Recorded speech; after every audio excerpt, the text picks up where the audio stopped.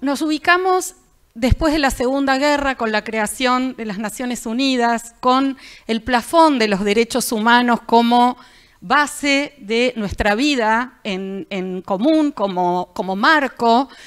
Y si bien las cuestiones ambientales se empiezan a tratar globalmente en el año 72 con Estocolmo, ustedes vieron que estamos celebrando, conmemorando Estocolmo más 50, es decir, esto comenzó hace 50 años, lo cierto es que toda la plataforma del sistema de derechos humanos y ese marco jurídico, vamos a ver que nos ofrece una base fundamental que con el puntapié dado en Estocolmo, que no es casual, el puntapié dado en Estocolmo a nivel global viene precedido de muchos reclamos ciudadanos, ¿sí?, de una comunidad académica, de distintos sectores muy preocupados por un entorno que ya no podía sostener ese crecimiento inagotable que se pretendía, ¿no?, imposible para nuestro planeta y para nuestras realidades. Y lo cierto es que a Estocolmo se llega, y vamos a ver que esto ocurre en general. Naciones Unidas es una caja de resonancia y tiene que dar respuesta, ¿no? Entonces, cuando se llega a Estocolmo, se llega con una acción ciudadana, reclamos, involucramiento de sectores.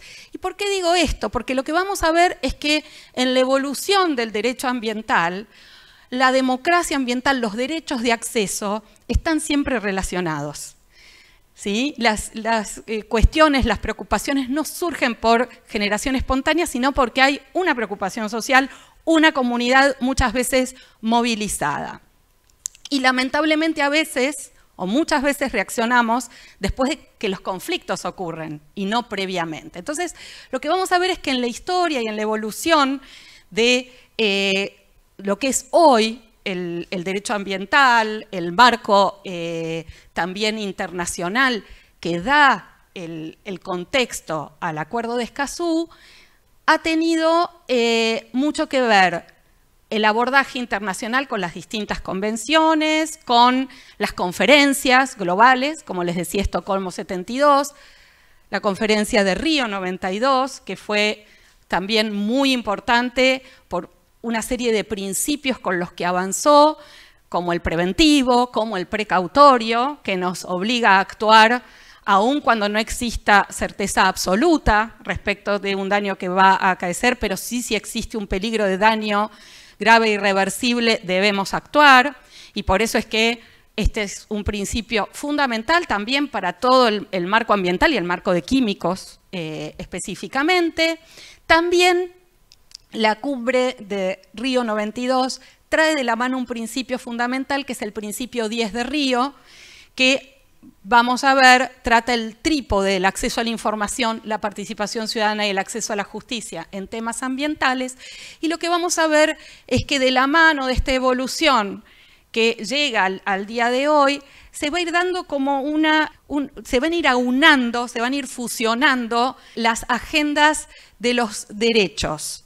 Les decía, la base de derechos humanos, pero el derecho ambiental surge per se en el 72, y lo que vamos a ver es que el marco, el protocolo de San Salvador de la Convención Americana, trata posteriormente el derecho al medio ambiente sano, el derecho humano al medio ambiente sano. Entonces allí vemos que las agendas se van aunando, se van integrando, para luego llegar, previo al 92 y posteriormente, al concepto de desarrollo sostenible que se presenta en la Cumbre de la Tierra, y que justamente lo que nos plantea es la necesidad de integrar el crecimiento económico, la inclusión social y la protección ambiental.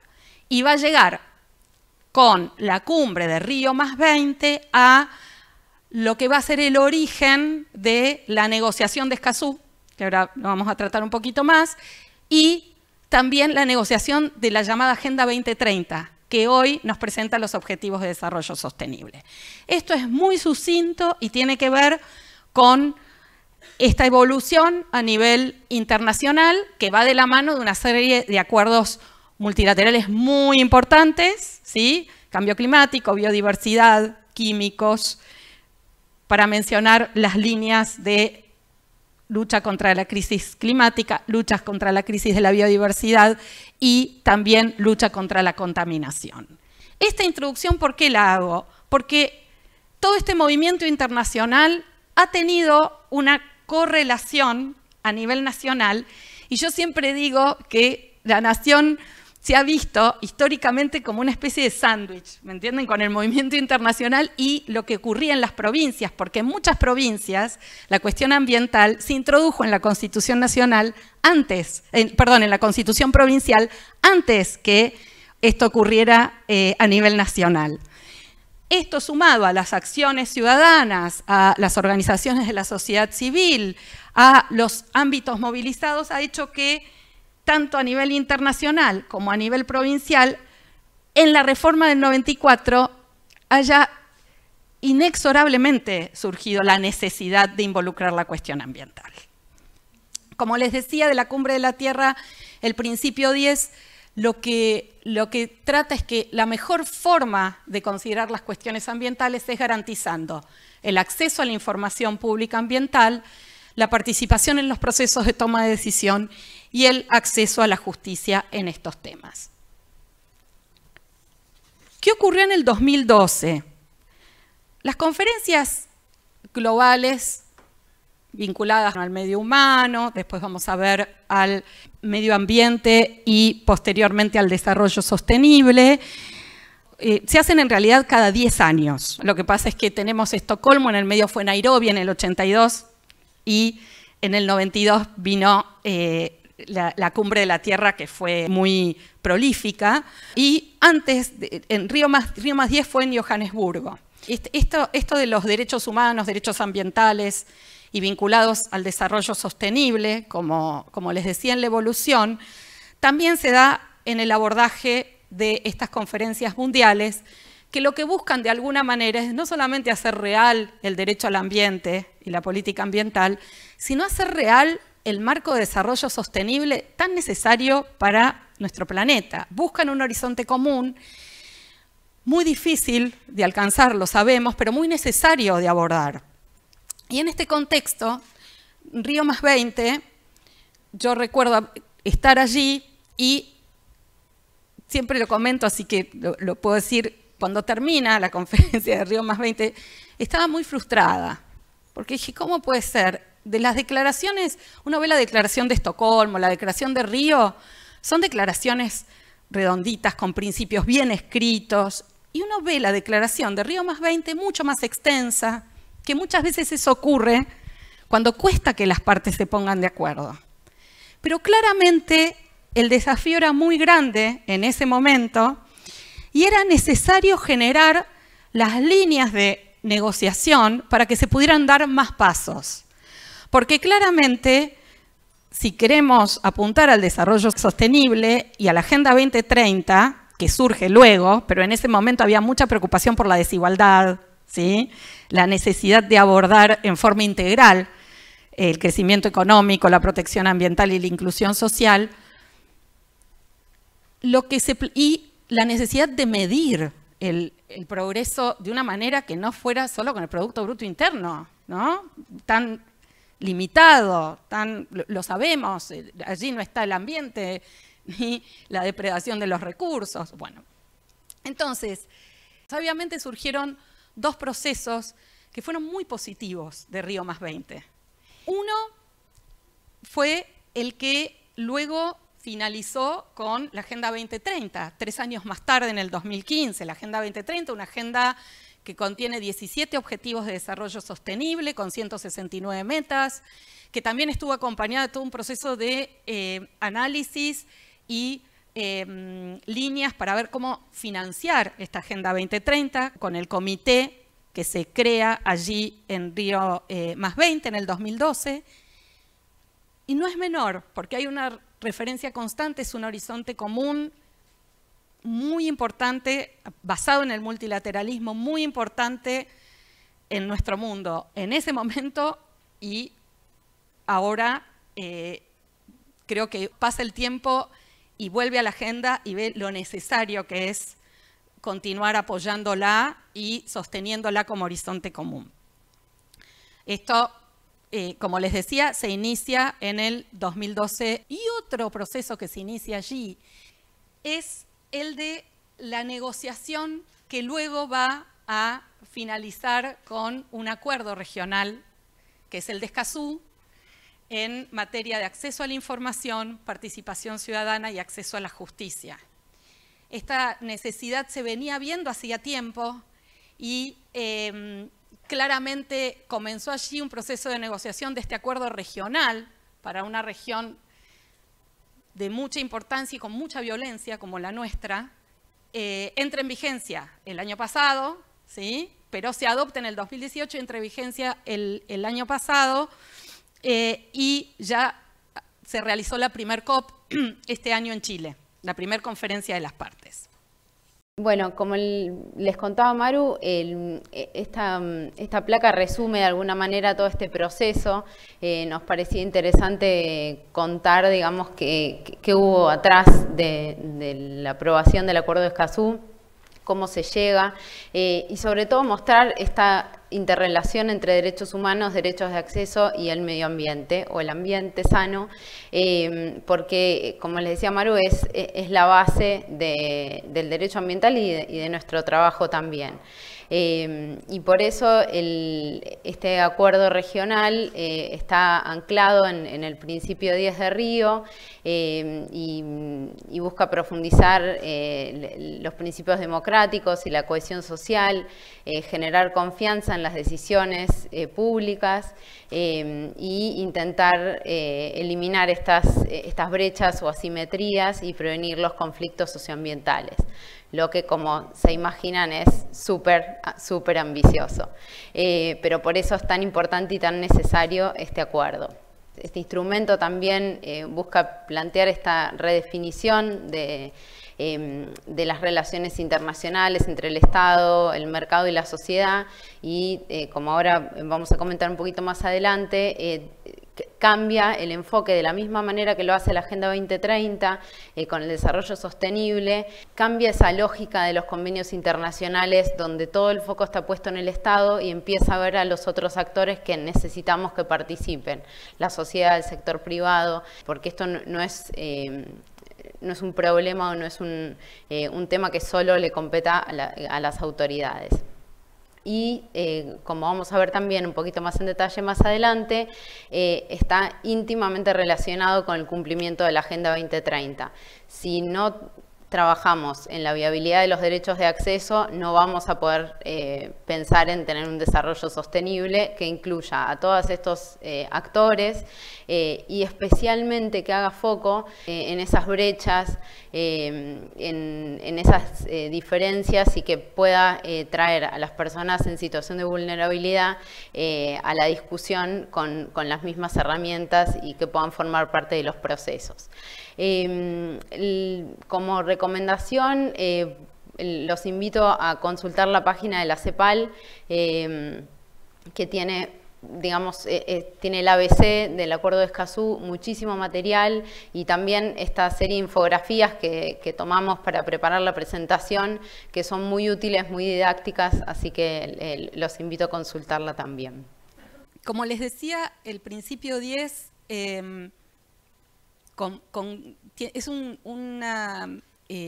combina los derechos de acceso. ¿Por qué? Porque de alguna forma, si no accedemos a la información pública ambiental, que es de todos, es de la comunidad, ¿sí? La administra el Estado, pero la información pública ambiental pertenece a la comunidad.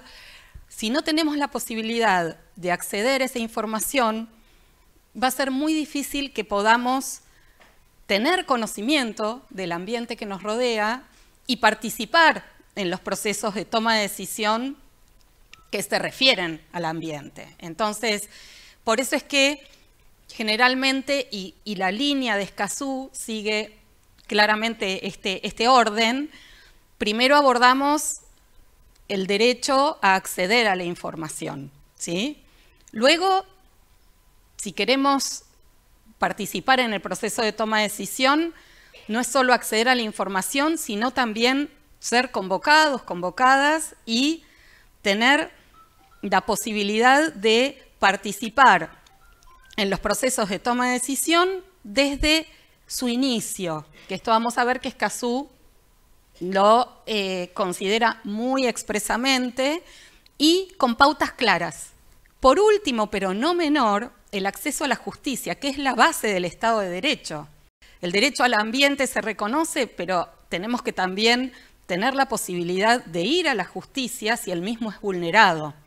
Entonces, en el principio 10, lo que vamos a ver es que el acceso a la justicia está vinculado no solamente a si no me conceden el acceso a la información pública ambiental, o no me conceden el acceso, o no me reconocen, mejor dicho, el acceso a participar en los procesos de toma de decisión, sino también si es vulnerado el derecho al ambiente, ¿sí? Entonces, la convergencia de estos tres accesos es clave para hacer real la democracia ambiental, la participación ciudadana en materia ambiental y una toma de decisiones cada vez más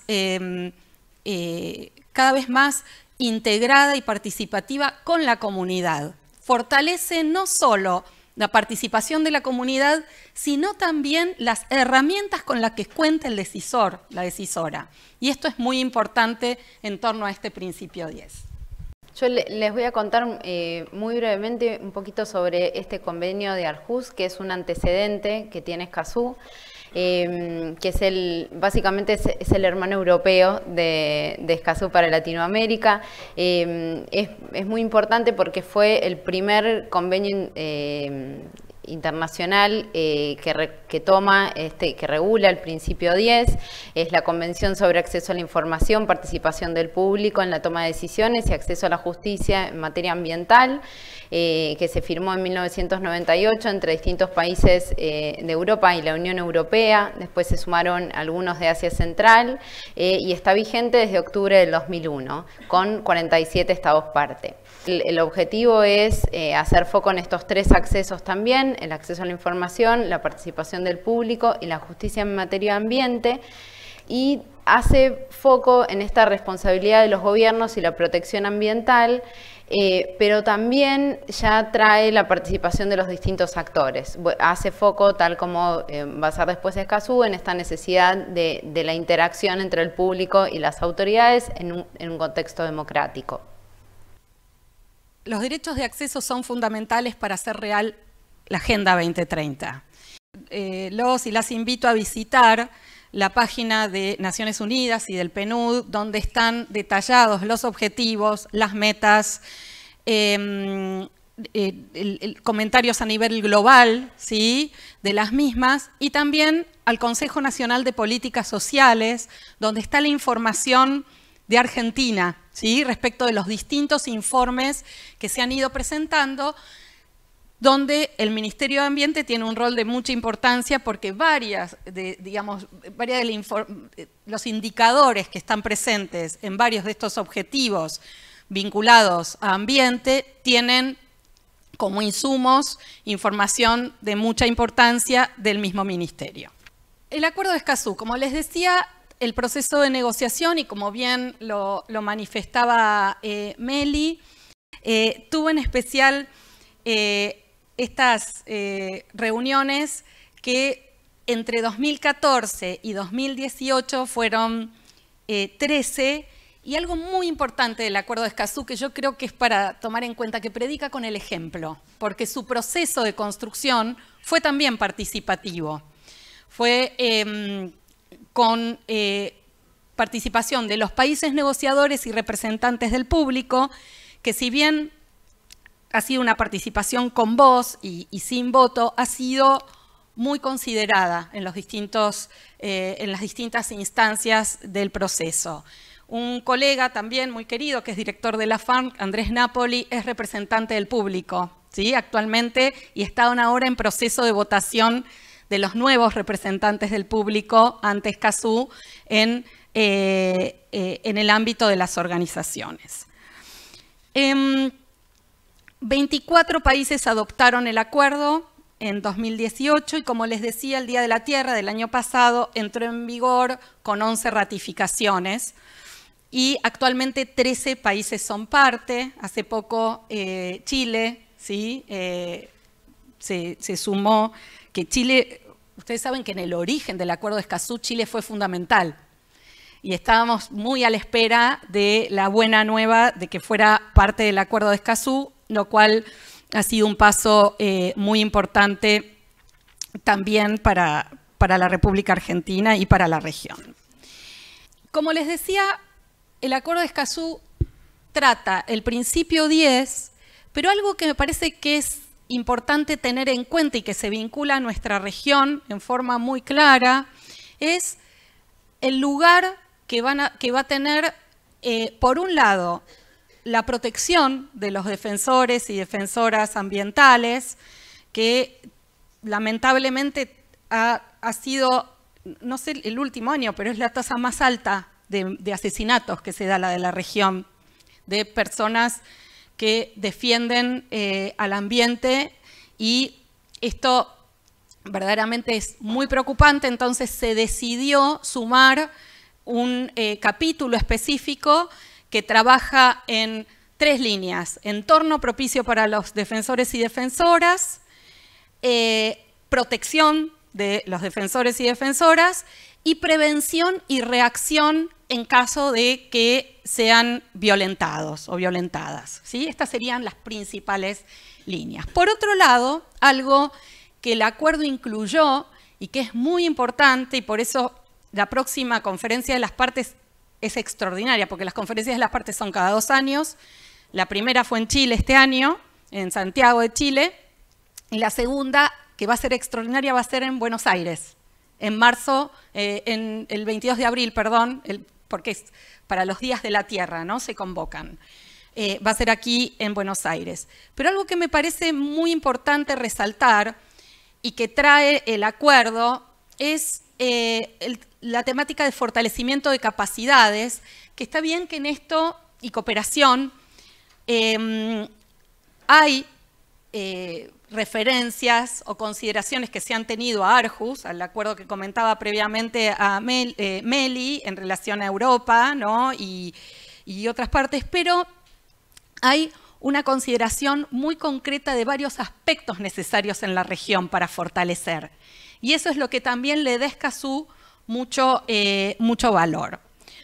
Algo que me parece que es muy importante resaltar es la igualdad. La igualdad en el centro, ¿por qué? Porque también Escazú presta especial consideración a los grupos en situación de vulnerabilidad. Y esto es fundamental en una región con los índices de desigualdad, que por otra parte se han exacerbado con el COVID-19 y que son generalmente los grupos más afectados por la crisis climática, por la polución, son los grupos en situación de vulnerabilidad.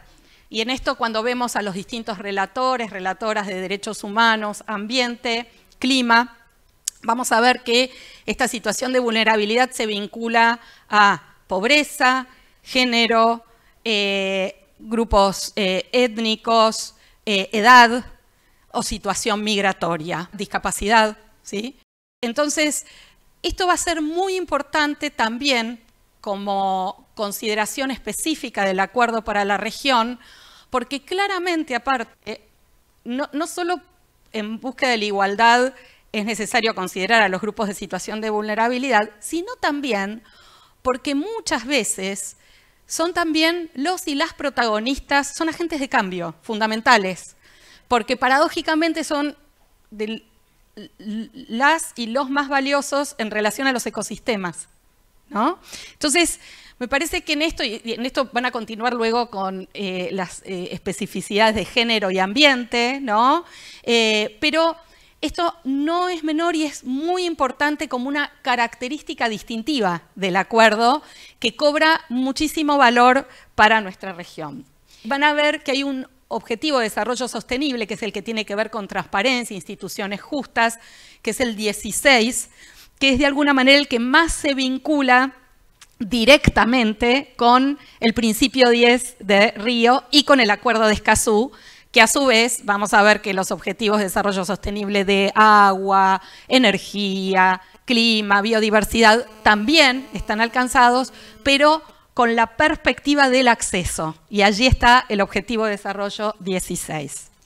Como comentábamos, el derecho humano al ambiente es reconocido no solo y muy importante en el Protocolo de San Salvador de la Convención Americana, como el derecho al medio ambiente sano, ¿sí?, sino también al contar con los servicios públicos básicos, vitales, ¿sí?, y la obligación de los Estados partes de promover a este derecho. Por otro lado, les recomendamos, si les interesa la lectura, de una opinión consultiva de la Corte Interamericana de Derechos Humanos del 2017, que trata específicamente el derecho humano al medio ambiente sano y la necesidad de aunar en la aplicación del derecho al ambiente y la política ambiental y del desarrollo sostenible, todo el sistema de derechos, las fuentes del sistema de derechos humanos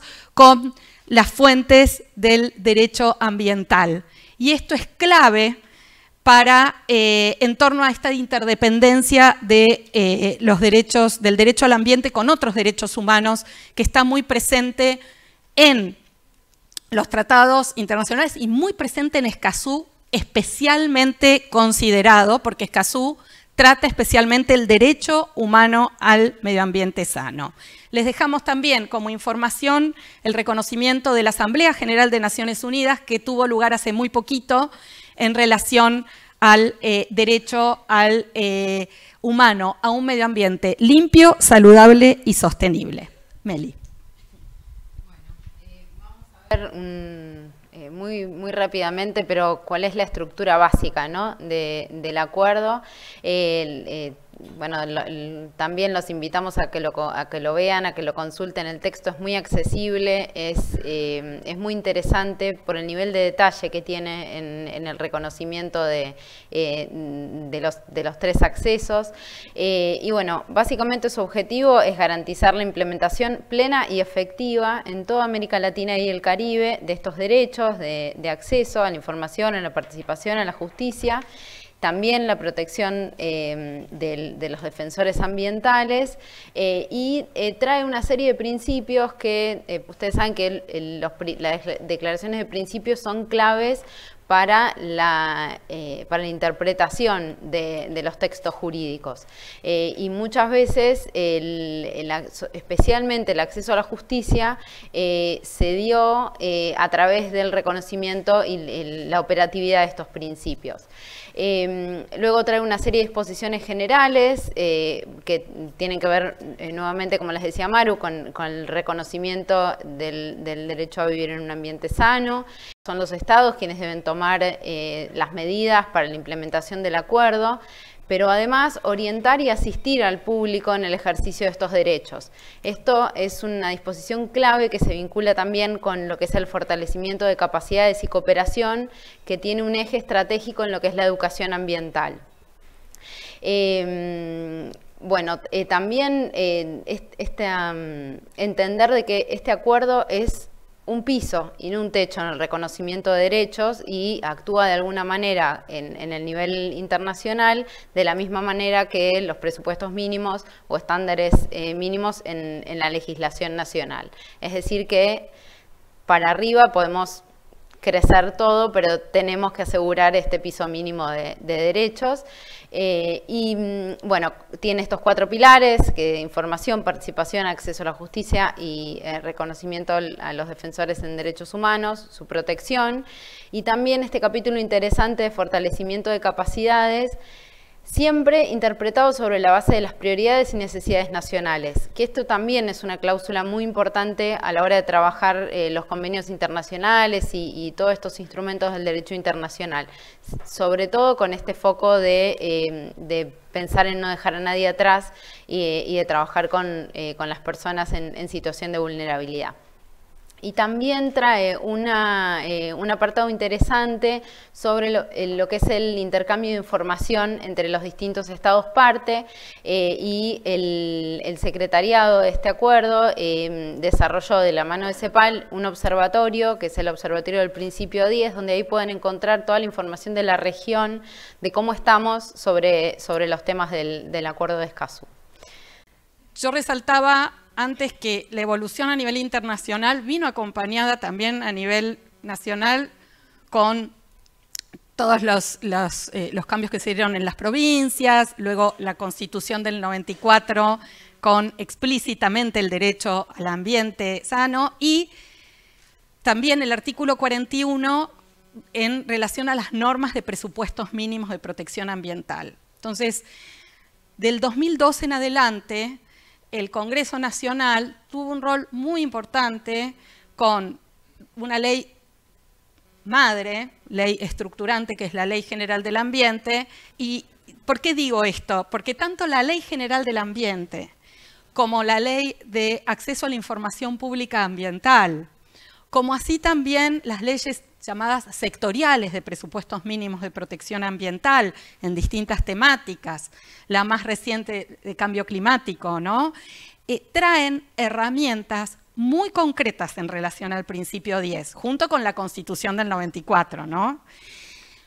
¿Y por qué esto es importante? Porque en la República Argentina el involucramiento, tanto, y esto ha sido de distintas gestiones, ¿no?, en lo que fue la negociación del Acuerdo de Escazú, tanto del Estado argentino como del público, ha tenido que ver con partir de una vara alta en el país, en normativa. Y esto creo que es algo interesante y con mucho activismo y muchos casos ante la Corte y definiciones importantes también, el fallo Mendoza, el fallo Salas, por solo mencionar algunos. Entonces, ¿de dónde partimos en nuestro país cuando vemos el acceso a la información ambiental, la participación ciudadana en los procesos de toma de decisión, el acceso a la justicia y las distintas herramientas que nos trae Escazú?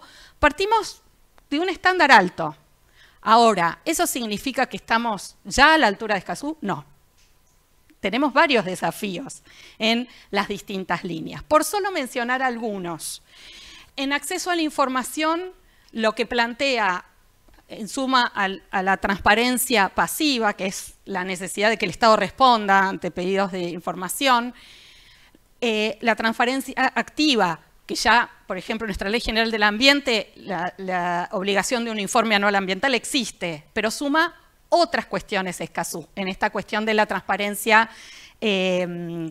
activa, entre ellas el registro de emisiones de contaminantes y también la necesidad de contar con un mecanismo de revisión independiente que va a tener que generarse en la República Argentina. En participación ciudadana suma, y en todos los casos suma muchísimas cuestiones respecto de los grupos en situación de vulnerabilidad, hasta en la utilización de los medios electrónicos, la importancia de que esto no agudice la brecha digital, sino que por el contrario se procure la inclusión de la ciudadanía cuando se utilizan medios electrónicos. En participación ciudadana, todo lo que trae en participación temprana el acuerdo es muy concreto, ¿sí? Esto también representa un desafío muy concreto para nuestro país. En acceso a la justicia, estoy mencionando algunos, ¿no?, porque hay varios y ustedes van a verlos. En acceso a la justicia, la existencia de organismos especializados. ¿Esto qué quiere decir? Juzgados ambientales, fiscales. Bueno, allí hay como varias cuestiones para trabajar y desarrollar. Y aquí les dejamos y continuar. Es decir, estamos a disposición para esta información u otra que ustedes quieran o necesitar o que requieran. Con todo gusto, desde el PNUD y junto al proyecto estamos a disposición para fortalecer todo un proceso, porque cada uno de los accesos, la protección de los defensores y defensoras, el mismo mecanismo de cumplimiento del acuerdo, implican muchos desafíos para poder estar también desde nuestro país, aún con los avances con los que ya contamos, a la altura. Y les dejamos esta información acerca del principio 10 que muestra en América Latina algunos indicadores de cómo estamos. La CEPAL es muy activa y junto también con nuestros colegas de PENUMA en el ir actualizando esta información. Allí van a ver países que han adoptado leyes de acceso a la información pública, sobre 33 en la región 23. 76% de los países incorporaron disposiciones para promover la participación pública en leyes generales sobre el medio ambiente, como nuestra Ley General Ambiental. En justicia, son 20 los países que favorecen que cualquier persona o colectivo pueda ejercer acciones en defensa del ambiente. Y respecto de personas defensoras, 6 países cuentan con instrumentos normativos específicos. Allí también hay claramente un desafío muy importante para la República Argentina. Muchas gracias.